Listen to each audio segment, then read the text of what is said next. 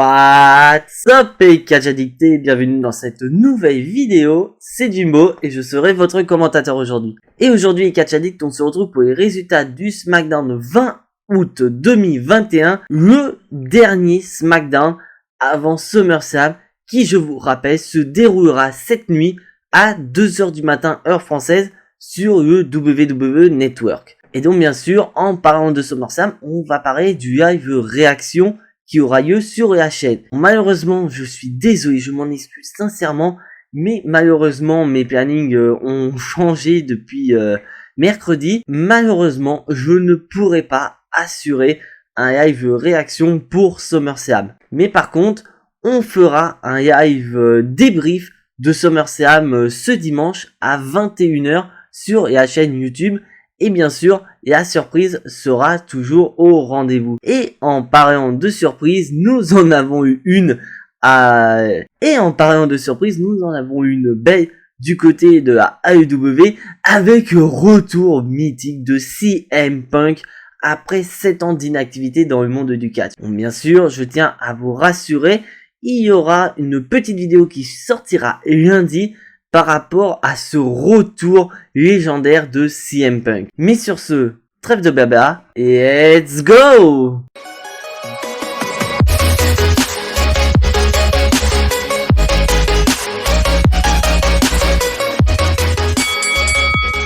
Et donc, le show commence avec l'arrivée de la superstar classe X Edge. Et comme d'habitude, une entrée de Edge spectaculaire avec les fans qui sont vraiment en communion avec l'entrée d'Edge qui est tout simplement géniale. Et après une page de publicité et surtout un résumé des épisodes précédents résumant la rivalité entre Seth Rollins et Edge, nous avons un Edge dans le noir assis en plein milieu du ring pour parler avec le public. Et a franchement une superbe promo de Edge où ce dernier va nous rappeler qu'en 2014 Seth Rollins a voulu lui porter un curse stomp alors que ce dernier avait quand même sa blessure à la nuque, et il rappelle que si jamais Seth Rollins lui porte un stomp à SummerSlam, sa carrière pourrait prendre fin immédiatement. Et là il va nous sortir une putain de promo en disant très clairement que Seth Rollins a cherché ce qu'il ne fallait pas chercher, c'est-à-dire un Edge très obscur et qui promet carrément de brûler Seth Rollins à SummerSlam. Et donc franchement, c'est une superbe promo de la part d'Edge où vraiment on a un Edge plus obscur qu'avant qui est vraiment prêt à démolir Seth Rollins. Et franchement, une belle référence à ce qui s'était passé en 2014 entre ces deux superstars. Franchement, je suis hyper hype pour ce match à SummerSlam. Et maintenant, on passe au premier match de la soirée, Jey Uso contre Rey Mysterio. Donc, ok, on a encore ces matchs dans la rivalité. Parce que je tiens à vous rappeler qu'à SummerSlam, les Uso et Mysterio s'affronteront pour les titres par équipe de SmackDown. Mais je crois que dans cette rivalité, Rey Mysterio et Jey Uso ne se sont pas affrontés.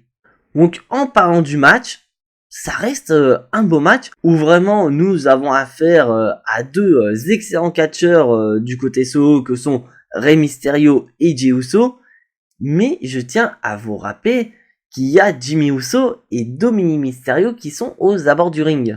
Et donc bien sûr, je tiens à vous rappeler aussi que Dominic Mysterio est dans une sorte de crise d'adolescence où son père lui donne des conseils, mais le fils s'en bat carrément les couilles. Et on le voit durant le match où Rey Mysterio porte un roll-up à Jey Uso et Dominic Mysterio vient à intervenir comme il le fait depuis un moment, que les Usos ont fait depuis un moment, c'est-à-dire donc de donner plus de pression sur le tombé pour que Jey Uso ne puisse pas se dégager. Mais malheureusement, l'arbitre l'a vu et il a décidé de l'expulser des abords du ring. Et après ça, nous avons une petite altercation entre le père et son fils, et les Usos en ont profité pour les attaquer. Et après ça, bien sûr, Jey Uso en profite et remporte le match avec son splash.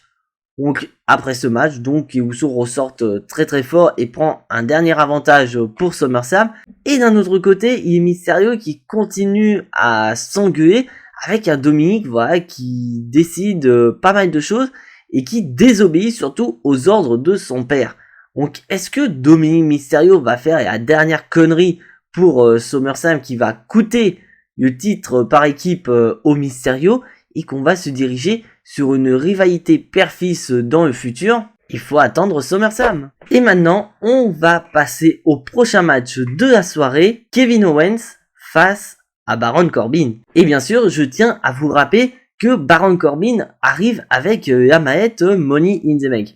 Donc pourquoi Baron Corbin a la mallette? Rappelez-vous la semaine dernière, car en effet, après son match face à Kevin Owens, d'ailleurs on a un rematch, je me demande bien pourquoi, et Baron Corbin a subtilisé la mallette Money in the Bank de Big E. Et donc le match en soi, il est pas ouf, c'est surtout limite à se demander quand est-ce que Big E va intervenir dans le match pour tenter de récupérer sa mallette Money in the Bank. Parce que je tiens à vous rappeler que Corbin a volé la mallette de Big E. Donc d'un côté, Big E est le propriétaire illégal de la mallette Money in the Bank. Et en parlant de Big E, nous avons effectivement Mr. Money in the Bank Big E qui arrive pour récupérer sa mallette, mais Corbin n'est pas d'accord. Car en effet, Big E parvient à récupérer sa mallette, mais il baisse sa garde et Corbin en profite pour le balancer dans le poteau et se barrer avec la mallette Money in the Bank. Bon, franchement, qu'est-ce qu'on peut dire?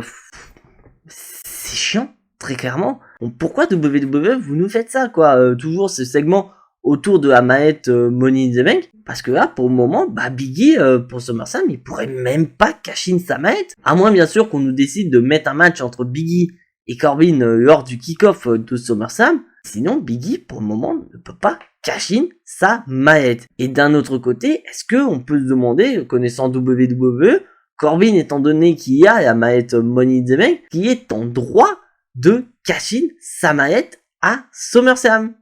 Encore des questions sans réponse. Et donc là, on va passer à la division tag team féminine avec Shotzi et Nox qui affrontent les championnes par équipe de la WWE, Tamina et Natalya. D'ailleurs, Natalya qui fait son retour à la WWE après une petite blessure qui a éloigné des rings depuis pratiquement 3 semaines. Et je ne vois pas pourquoi WWE vous continuez à nous sortir des matchs contenders alors que Shotzi et Nox ont quand même battu 2 fois d'affilée les championnes et la semaine dernière Nox a quand même battu Tamina. Donc je pense qu'à mon avis, vu le nombre de victoires qu'elles ont eu sur les championnes par équipe, elles devraient mériter un match de championnat. Et très clairement, le match est pas ouf. On voit majoritairement que c'est Shotzi qui prend cher dans le ring et que derrière Nox s'occupe de Tamina à l'extérieur. Et après ça, nous avons Shotzi qui porte un roll-up sur Natalya et donc permet à son équipe de remporter une 3e fois la victoire et permet donc à ces dernières de devenir les challengeuses numéro 1 officielles au titre par équipe détenu par Tamina et Natalya. Donc après, j'espère WWE que sur ce coup-là, vous allez vous en rappeler que Nox et Shotzi ont battu les championnes et qu'elles devraient avoir un match de championnat très prochainement. Et maintenant, on va passer à la réponse de Seth Rollins. Bien sûr, voilà, c'est la dernière ligne droite pour SummerSlam, nous avons Edge, donc il va falloir que Seth Rollins réponde à cette provocation de la part d'Edge. Donc voilà, un petit chevalier blanc qui arrive dans le ring, mais surtout un chevalier blanc qui se fout de la gueule d'Edge. Car il lui dit très clairement, mais Edge, j'en ai rien à foutre, il me fait rire, il croit vraiment qu'il va retrouver le Edge sombre d'avant, mais rigole mec, tu y arriveras pas, t'es trop vieux pour faire ça, tu me fais pas peur mec, à SummerSlam je vais te défoncer. Et là d'un coup nous avons les lumières qui s'éteignent, on a les lumières rouges, on a un Seth Rollins qui se dit putain qu'est-ce qui se passe, et là nous avons un Edge sur l'écran géant avec la musique qui utilisait à ses débuts lors du premier clan qui avait rejoint à la WWE, je me rappelle plus du nom, dites-moi dans les commentaires si vous en souvenez, mais on a un Edge très ténébreux qui va dire à Seth Rollins, les monstres sortent la nuit et Seth, tu ne les verras pas. Et après ça, nous avons un liquide noir, le sang noir qui jaillit du dessus du ring et Seth Rollins se fait asperger. Et il y a un Seth Rollins, voilà, qui est noyé, voilà, dans le sang noir. À force, on comprend mieux pourquoi Seth Rollins, il y avait un costume blanc. Et franchement, j'ai bien aimé un Seth Rollins qui dit, putain, qu'est-ce qui se passe? En fait, vraiment, Edge, il est vraiment en train de devenir sombre. Et quand j'ai vu la tronche de Seth Rollins, je me suis retrouvé, il y a de ça quelques années, notamment en 2014, où Seth Rollins était Mr. Money in the Bank. Dean Ambrose lui avait piqué la mallette, il lui a rendu, mais il avait piégé la mallette. Et bah là, j'ai retrouvé le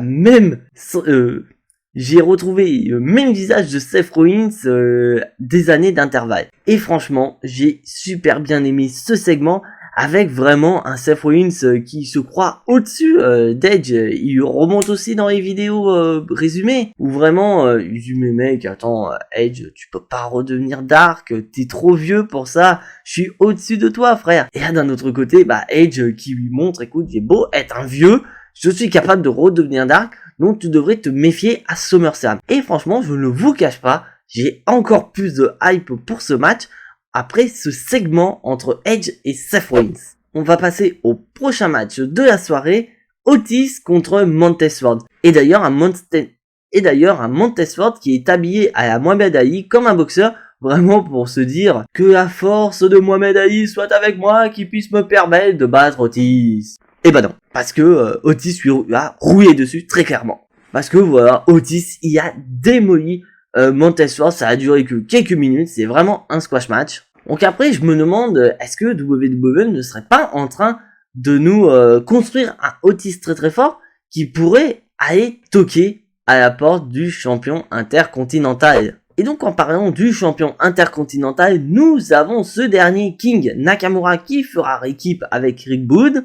Et d'ailleurs, il s'agit du premier match de Rick Booth contre Apollo Crews et le commandant Aziz. Et bah franchement, je vais vous parler du match. J'ai pas trop aimé ce match parce que très clairement, ça a beau être le premier match de Rick Booth, bah c'est lui qui est mis en avant.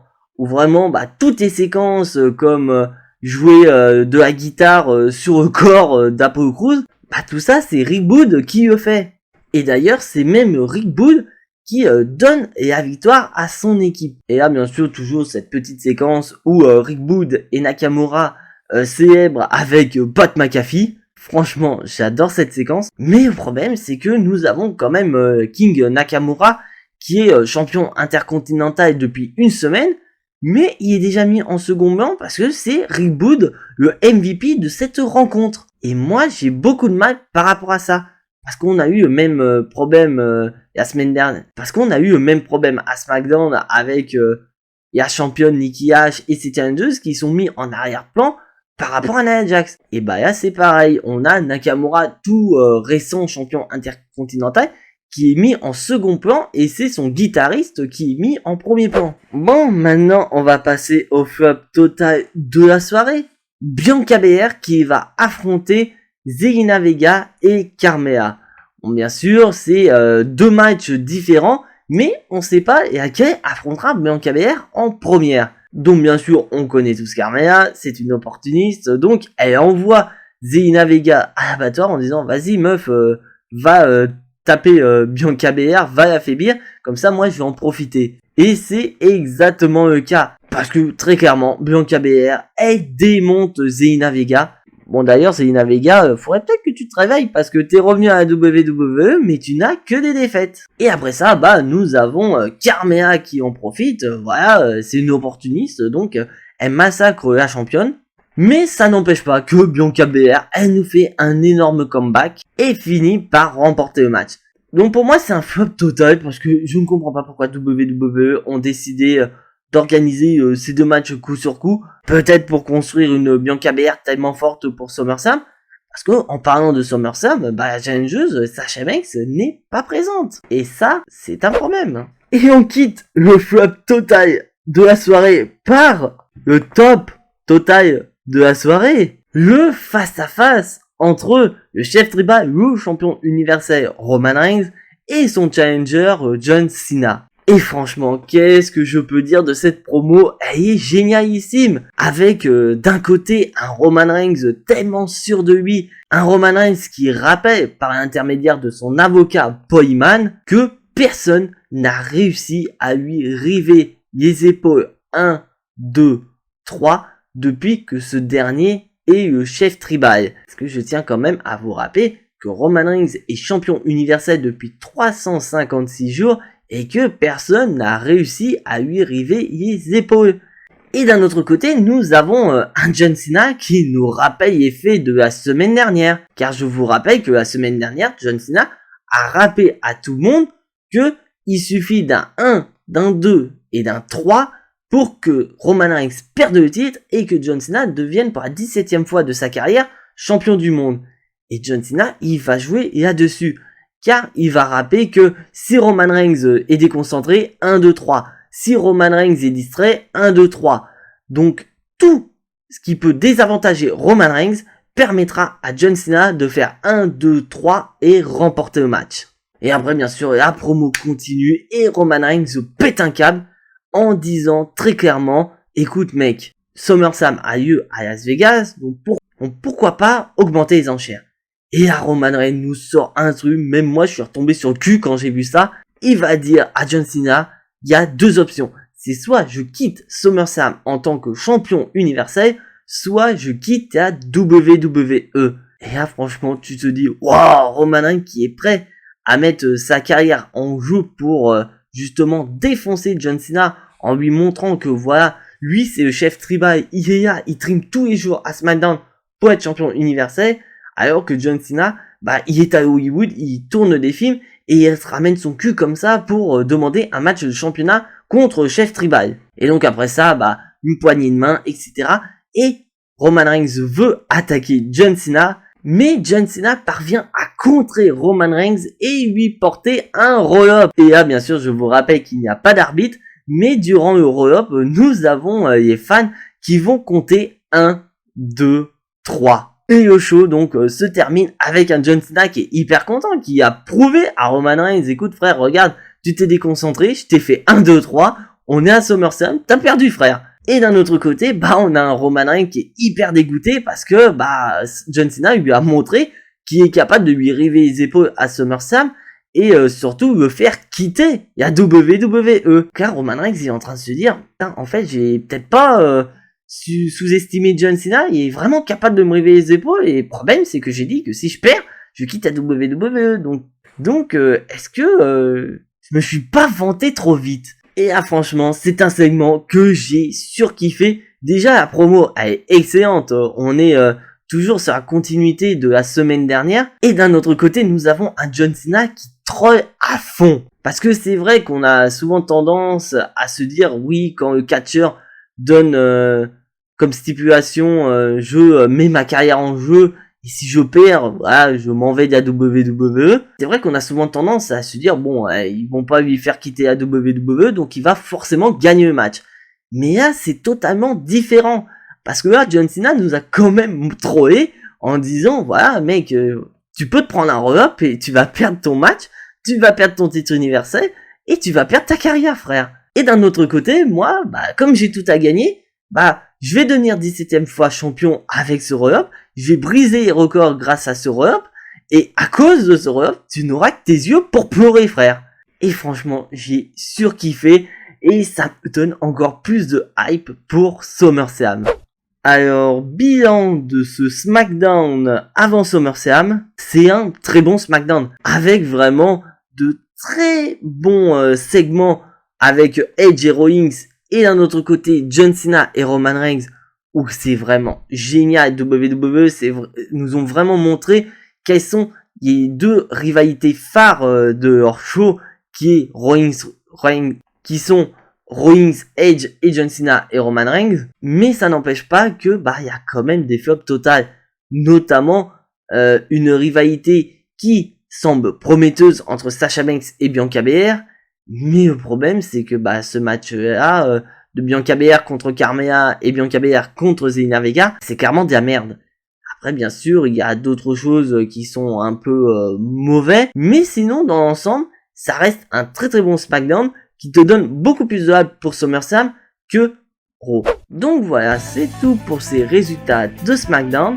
Si bien sûr tu n'es pas abonné à la chaîne, je t'invite à t'y abonner juste ici. activez la petite cloche pour être notifié des prochaines vidéos et surtout, lâchez un maximum de pouces bleus qui font plaisir à la chaîne. Et donc on se retrouve demain pour la review de SummerSlam, mais surtout on se retrouve demain à 21h sur la chaîne pour le live débrief donc de SummerSlam, mais aussi de ce qui s'est passé à AEW Rampage. Et bien sûr, je tiens à vous rappeler que je serai accompagné d'un invité surprise, donc soyez au rendez-vous pour savoir qui est cette fameuse personne. Et aussi, on se retrouve lundi pour ma vidéo réaction de AEW Rampage avec les débuts de CM Punk dans la fédération. Mais en attendant, soyez tous très fiers d'être des catch addicts et n'oubliez pas que le catch c'est la vie, le catch c'est la meilleure chose qui soit, le catch vie. C'était Jimbo, en attendant je vous fais à tous des gros bisous et à la prochaine.